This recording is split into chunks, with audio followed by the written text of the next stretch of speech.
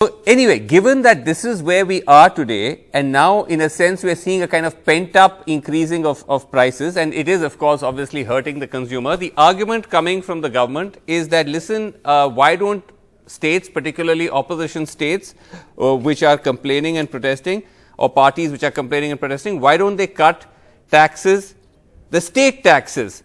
So, like for example, in Tamil Nadu, I believe petrol is at about 108 rupees a litre. You're not amongst the highest in the country. According to our data, you're kind of 9th highest. So, you're somewhere sort of, broadly in the middle of the pack. But you can still make that argument that why don't states cut taxes if they want to at least give some relief? To that, you would say what? No, Srinivasan, when I was a kid, there was this thing, I think it was Aesop's fable about a dog in the manger. That's what I'm reminded about.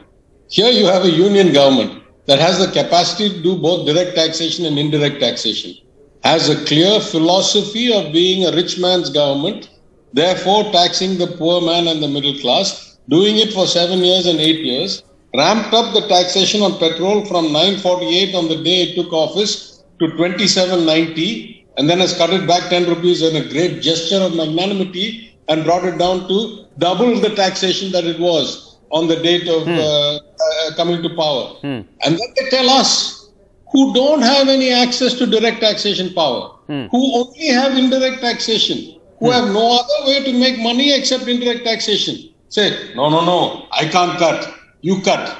It's worse than a dog in the manger. It's actually a kind of perverse logic that says, neither am I competent, nor will I admit that I'm incompetent. I'll make it look like you're incompetent. We don't have direct taxation. Give us direct taxation power. We'll show you how to manage taxation properly.